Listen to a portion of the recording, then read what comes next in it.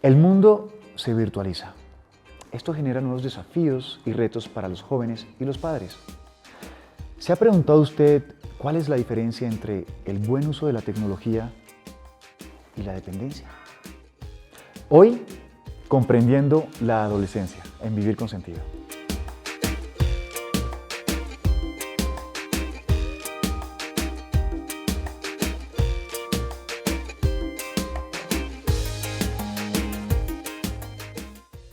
Bienvenidos nuevamente a Vivir con Sentido.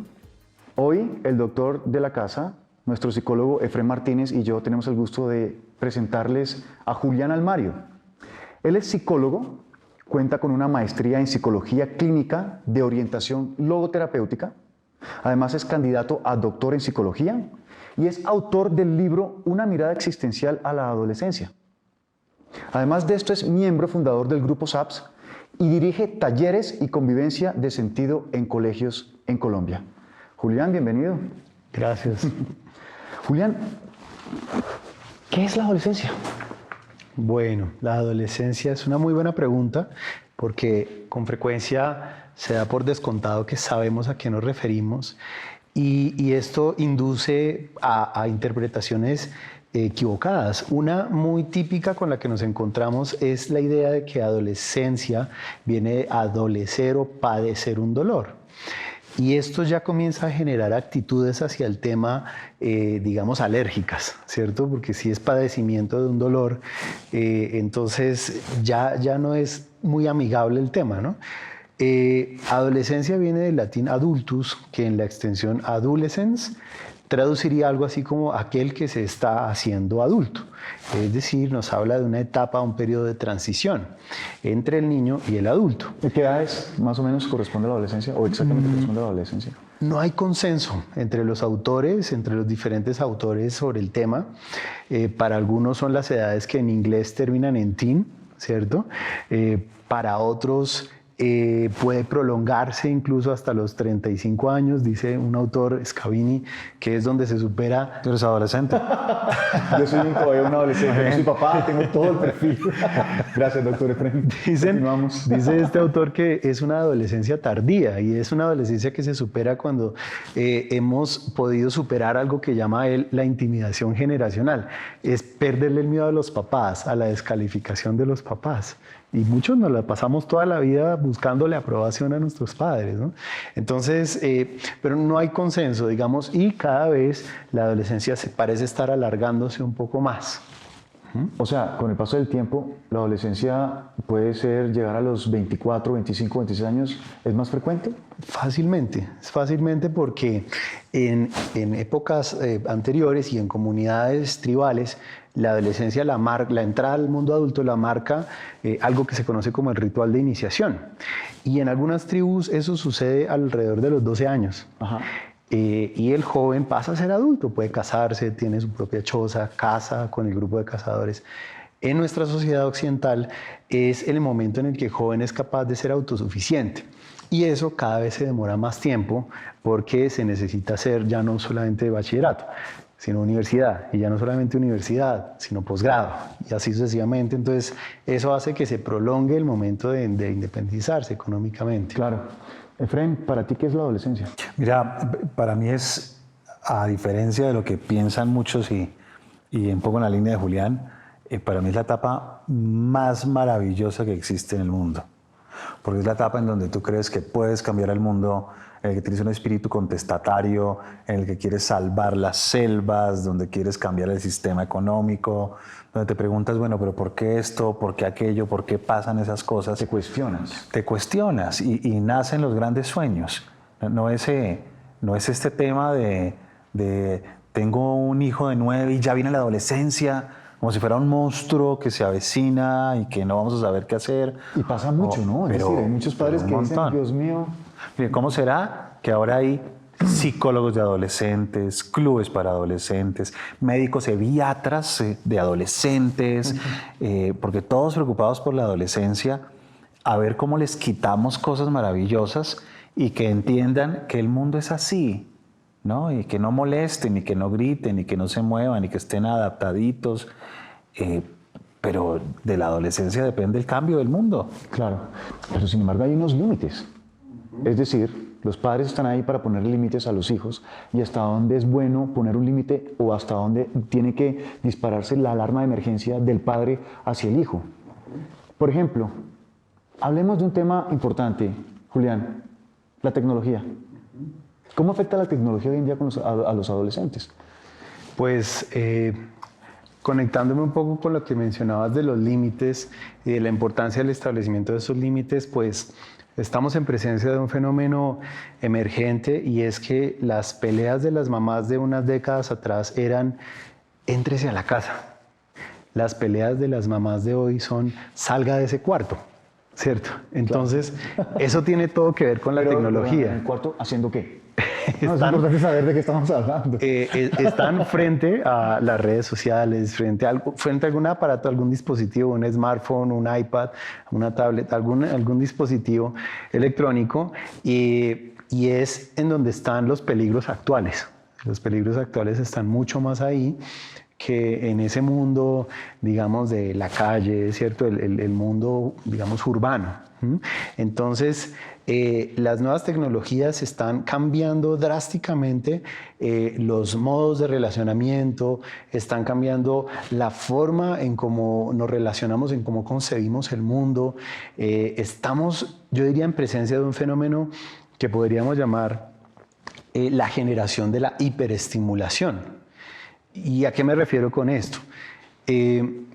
Digamos que cada época tiene como un espíritu de la época, ¿cierto?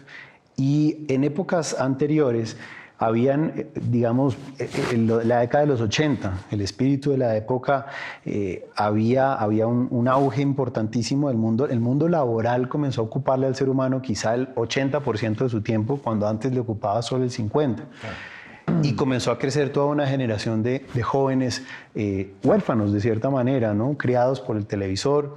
Entonces llegan a los 90 una generación de mucha soledad, de mucha depresión, mucho vacío. Y así, cada época va trayendo su propio espíritu de la época. En los 60 había mucho este ideal como de un mundo nuevo y surge el hipismo.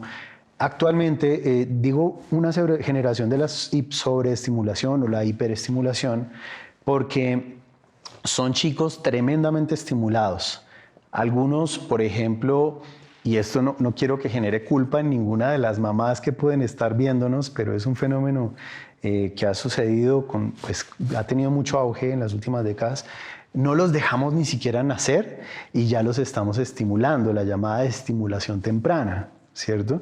Entonces les ponemos, las mamás se ponen en el vientre audífonos, concurso de inglés, Mozart, de mandarín, Mozart, Beethoven, estimulación temprana con Chopin. Entonces no los dejamos ni siquiera nacer. Hay un acelerado desarrollo de la tecnología, es impresionante. En épocas precedentes, yo me acuerdo que yo tuve la primera consola de videojuegos, se llamaba Atari. Sí, me acuerdo. Se jugaba con ¿lo conoces? Tenemos 25 años más o menos. ¿Y qué jugabas con eso? Pac-Man y Marcianitos. Sí, exacto. Y Space Invaders. Ajá, okay. Se jugaba con un joystick, sí, que tenía un botoncito al lado. Hubo más o menos a los 3 años un salto tecnológico. El botón ya no estaba acá, sino acá arriba. Ese fue el salto tecnológico. El videojuego era el mismo. Entonces, los cambios tecnológicos hoy en día son mucho más rápidos. Hay mucha más información. iPhone 6, iPhone 10, iPhone 20, iPhone... Cierto. Y entonces estamos corriendo ahí detrás de la tecnología. Entonces estos son chicos que tienen ventajas, este desarrollo acelerado de la tecnología. Son chicos que tienen una mayor habilidad para esto del multitasking. Son mucho más hábiles para hacer varias cosas. ¿Qué término dijiste? Multitasking. Multitasking. Sí, es un anglicismo que hace referencia a la capacidad de hacer varias cosas simultáneamente. Ok. Multitasking, me parece interesante hablar de ese tema con más profundidad. Ok. Dale, pero después de que lleguemos de comerciales.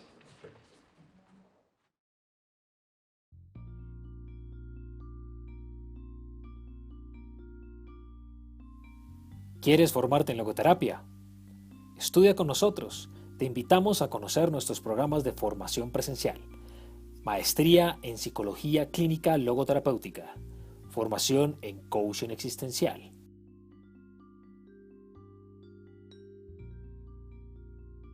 o accede a los programas de formación online. Ingresa a nuestra aula virtual www.saps-col.org/aula virtual. También podrás acceder a nuestros talleres de formación para potencializar el sentido de tu vida. Ingresa a www.saps-col.org e inscríbete a todos nuestros programas de capacitación. SAPS, Sociedad para el Avance de la Psicoterapia Centrada en el Sentido.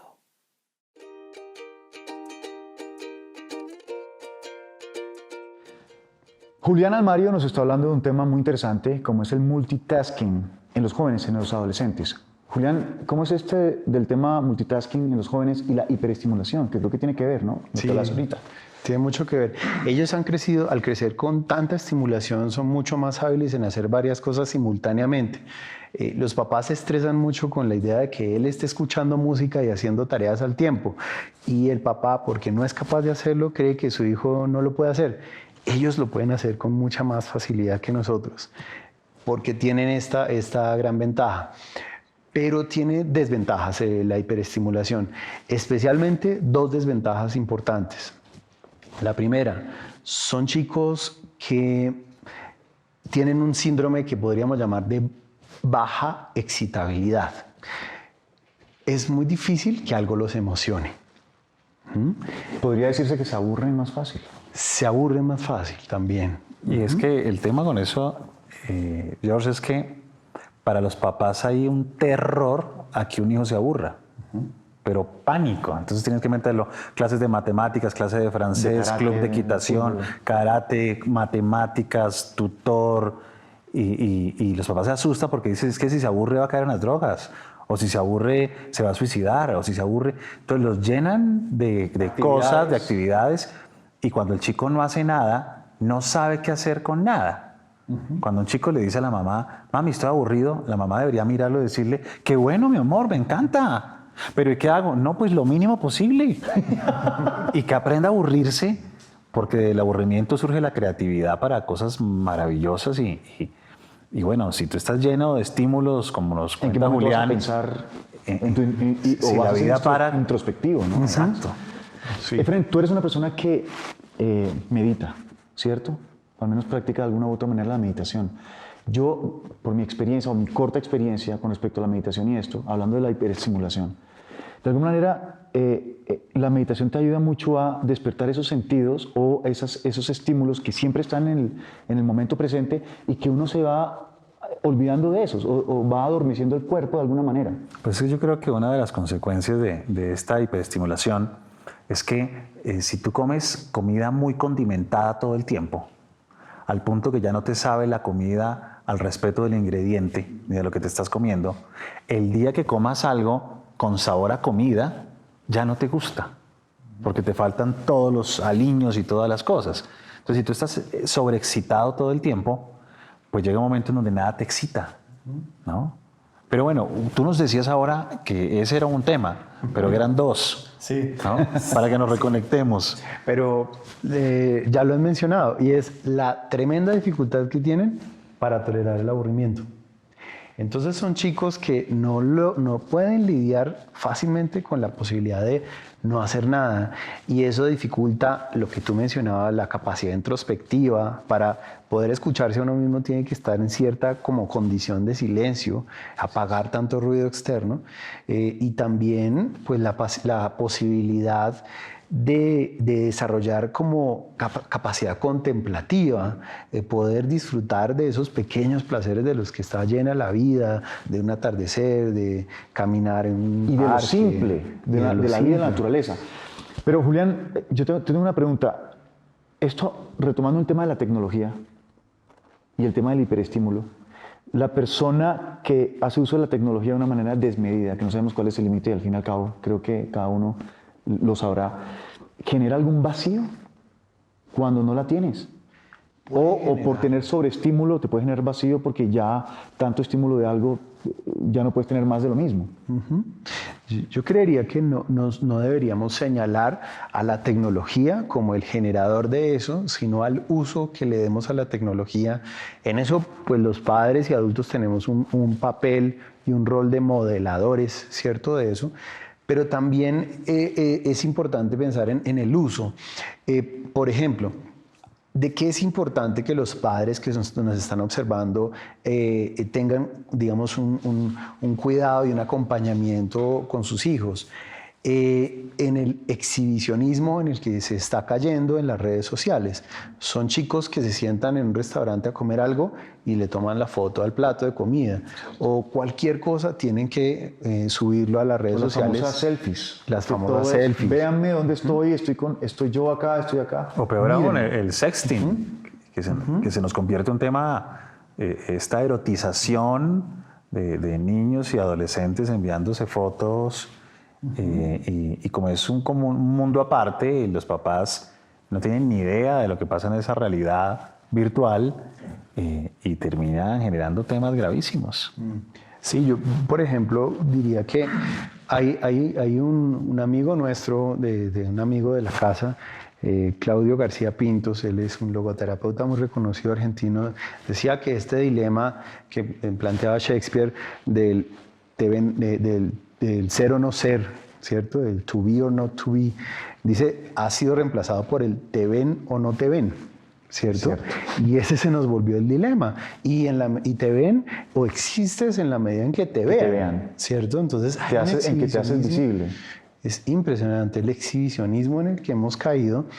Y por supuesto eso pues va de la mano con un fetichismo, ¿no? Entonces, con un voyerismo, o sea, la gente quiere ver todo el tiempo y ver y ver y ver, a ver qué está pasando. Entonces, son chicos también que están generando un fenómeno y es la sensación de que siempre se están perdiendo de algo. Entonces, nunca están aquí y ahora. Siempre me estoy perdiendo de O algo. lo que es peor, están aquí para el otro que está en otro lugar, en otra parte, y se pierden del que está al lado tuyo. Bueno, lo que pasó hace poco, creo que fue el sábado, que vino un youtuber muy famoso a Colombia con 27 millones de seguidores y colapsó la feria del libro y todos los adultos decían, ¿quién es? Es decir, una estrella, pero prácticamente ningún adulto sabía quién era. Y es un ídolo que está en un mundo aparte y los papás no tienen ni idea. Son celebridades. Claro. Efren, ¿se podría catalogar a la tecnología como una forma de adicción en estos tiempos? Mira, no a la tecnología, al uso inadecuado de la ¿Qué tecnología. es lo que decía Julián ahorita? Sí, yo se lo resumiría a los papás de una forma muy sencilla.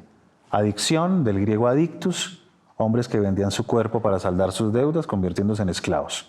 Adicción es sinónimo de esclavitud. Si usted no puede comer porque tiene que chatear, si usted no puede hablar con alguien porque tiene que estar haciendo otra cosa, si usted no puede llevar una vida cotidiana y tranquila porque le falta algo, pues ha perdido libertad. Llámese tecnología, llámese comida, llámese, mejor dicho, lo que sabían desde el principio, la moderación. Ok. Julián, me gustaría que cuando volvamos nos comentaras un poquito sobre el deber ser en el uso de la tecnología, hasta dónde son los límites que uno se debe imponer a los hijos adolescentes, ¿vale? Cuando volvamos. ¿Qué es Te Apoyo? Te Apoyo es una iniciativa que integra digitalmente 2 décadas de trabajo con menores de edad y padres de familia. Pero, ¿qué hace Te Apoyo? Nuestros hijos nos piden un permiso como: mamá, me están invitando a la finca de Juan, todos vamos a ir, ¿me das permiso? Yo soy la única que nunca la dejan salir y muchas veces no sabes cómo responder. Ahí apretamos el estómago, fruncimos el ceño y mentalmente se nos cruzan un montón de pensamientos. Y algunas veces damos por sentado acciones que creemos son obvias y pasamos por alto algunos puntos de la comunicación que pueden ser no tan obvios. Recordemos que somos generaciones diferentes.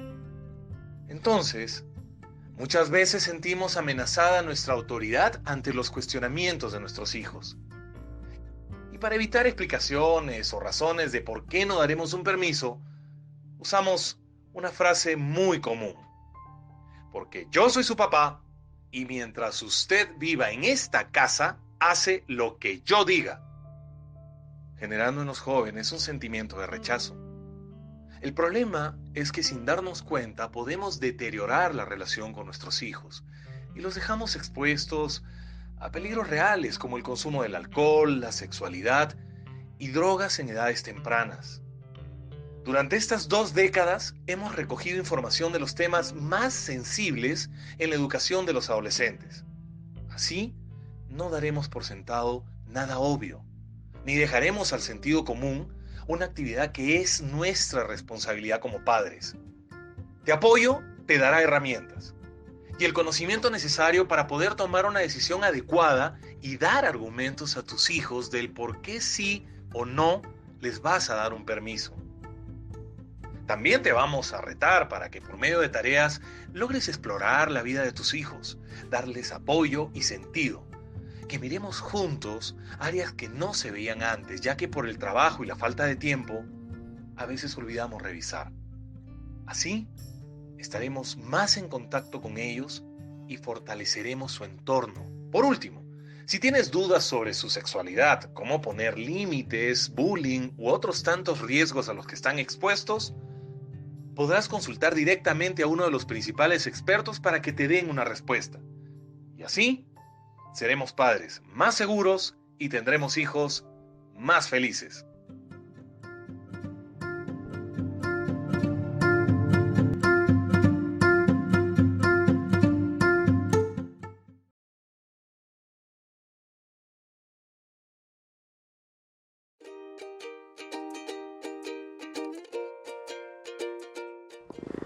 Julián, ¿qué pueden hacer los papás cuando ven a sus hijos aprisionados con esto de la tecnología, los celulares, las redes sociales?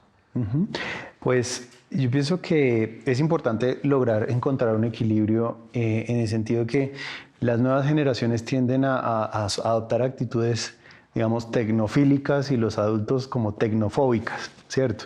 Pero mantener un equilibrio en el sentido de no caer ni en lo uno ni en lo otro. El problema no es la tecnología en sí, que además está creando un mundo nuevo. Es muy predecible que en muy poco tiempo, por ejemplo, desaparezca la expresión voy a ir a la oficina a trabajar. Eso va a sonar rarísimo. Pero importante encontrar un equilibrio, por ejemplo, en el uso del chat. Hay muchos papás que tienen este dilema. ¿Yo puedo o no puedo ver el chat de mi hijo? ¿Es o no es una invasión a su privacidad? Yo lo veo de la siguiente manera y se me ocurre plantearlo con una metáfora.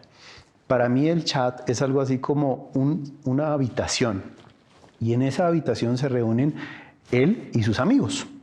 Está perfecto, pueden reunirse él y sus amigos en esa habitación, pero el papá debería decirle a su hijo, no me digas que yo no puedo entrar a la habitación cuando quiera.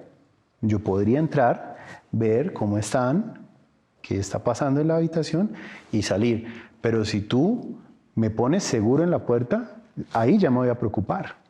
Entonces, yo creería, claro, esto no aplicaría si estamos hablando de un chico, un mayor de edad, ¿cierto? Claro. Pero si es un menor de edad, yo creo que esta metáfora aplica. Claro. Así es. Efraín, ¿qué tienes que decir al respecto? ¿Cuáles son los límites que puede poner un padre? O, digamos que ahorita que hablaron, no es tanto la tecnología, sino el uso que se hace. ¿Qué se puede hacer para tener un mejor uso de la tecnología? Mira, hay redes sociales que tienen unos mínimos de edad. Hay apps que tienen unos mínimos de edad. Los padres se hacen un poco los locos. A veces es mucho más fácil darle la tablet a un niño de 2 años y que no moleste, o darle el celular y que uno como padre pueda estar tranquilo, fresco, Para que no se relajado. aburra. Claro, y que no se aburra o que uno tenga que estar ahí dedicado compartiendo con ellos. Entonces, para los papás también es muy cómodo que existan estas redes y que los chicos están allá sin molestar tanto. Entonces, cuando las redes empiezas a alejarte del contacto, ahí hay que poner un límite. Ahora, hay que reconocer que también son otras formas de contacto. Es decir, antes poder escribir a un hijo, ¿cómo? ¿No? O llamarlo, ¿cómo? Ahora tenemos una posibilidad de monitorearlos mucho más. O sea, a la tecnología también le debemos cosas muy buenas que bien utilizadas nos ayudan incluso a estar más cerca. El tema es cuando las mismas, en lugar de acercarnos, empiezan a separarnos aunque vivamos juntos. Y ahí tenemos que generar límites, pero de forma concreta. Si la tecnología interrumpe las actividades cotidianas, hay que ponerle un límite. Si la tecnología está impidiendo nuestra cercanía y nuestra comunicación, hay que ponerle un límite. Llámese YouTube, llámese WhatsApp, llámese Facebook, llámese... es parte del mundo y no puede ser un mundo paralelo, que es como pasa ahora, que son dos mundos, ellos viven en un mundo virtual. No, es el mismo mundo y ahí tienen que estar los límites concretos y sin miedo. Y sin miedo, los niños le dicen a los papás que si no le compran un celular inteligente va a ser el fin y que son los únicos del curso. Yo soy el único papá del curso que no tengo mi celular inteligente y yo soy el único que... Y lo mismo le están diciendo los otros niños a los papás para que hagan lo mismo, ¿no? Si los papás hacen acuerdos y dicen a partir de tal edad tienen plan de datos, a partir de tal edad aprobamos que tengan un perfil en Facebook. Entonces la presión de los adolescentes va a ser mucho más baja porque no es estos sí, que son los populares, estos no, que no son populares, y de esa manera los vamos acompañando en el uso adecuado de la tecnología en las edades correspondientes. Julián, a manera de cierre, ¿qué le podrías decir a los padres para que sepan manejar este tema? ¿Cuál es la forma más asertiva para que puedan acercarse a sus hijos adolescentes y hablarles? Y de pronto, si los ven no teniendo límites con el tema de la tecnología, ¿cuál sería la mejor forma de hacerlo? Yo creo que un primer aspecto es preguntarnos, cuestionarnos qué papel estamos teniendo como modelos de identificación. Porque puede ser que nosotros mismos como adultos o padres estemos todo el tiempo pegados del WhatsApp, del chat, de las redes sociales y ni siquiera nos estamos dando cuenta de que eso que estamos viendo en ellos es solo un reflejo de nosotros. Entonces, de entrada, preguntarnos y plantearnos como este cuestionamiento.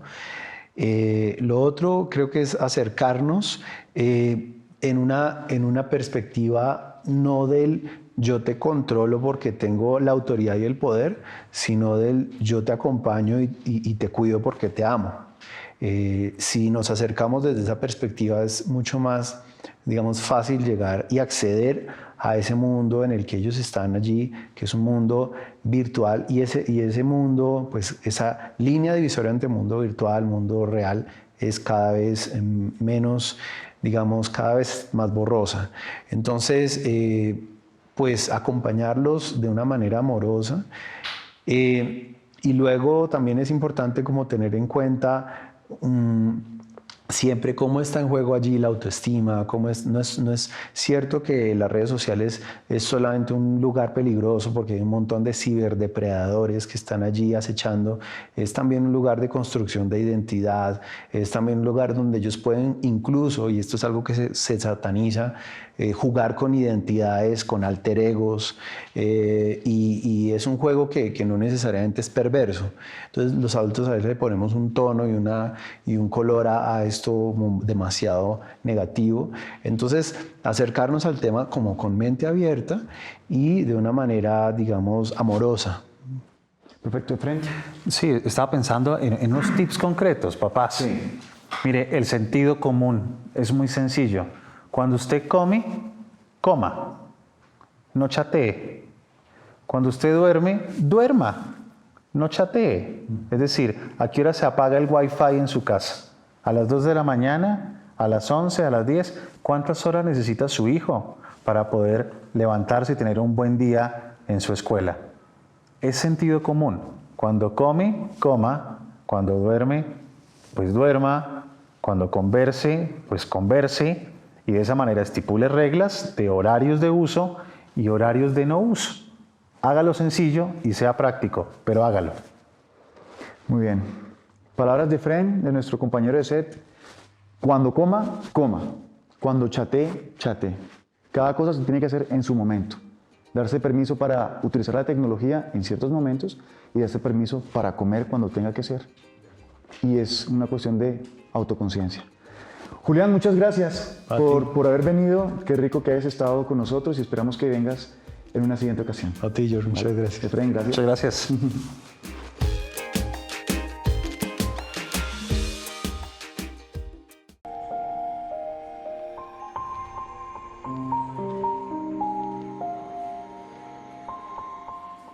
Pero para mí, drogarse no tiene mucho que ver con la libertad, ¿sabes? Yo creo que si tú necesitas fumarte un porro para disfrutar una película de cine, ya vendiste la libertad. La libertad es poder hacer o no hacer lo que yo quiera. Que los seres humanos estamos condenados a ser libres y siempre tenemos opciones. ¿Cuál podría ser la solución? Lo que yo les aconsejaría es que le encuentren el sentido a su vida, que encuentren esas razones para ser felices. Para que puedas vivir con plenitud y con libertad. En la medida en que podamos aceptarlo, recuperamos nuestro propio poder. Lo único que tienes que hacer es abrir tu corazón. Y entre todos, hacer cambios y encontrar un sentido de vida. Si creemos que el cambio es posible, lo vamos a lograr.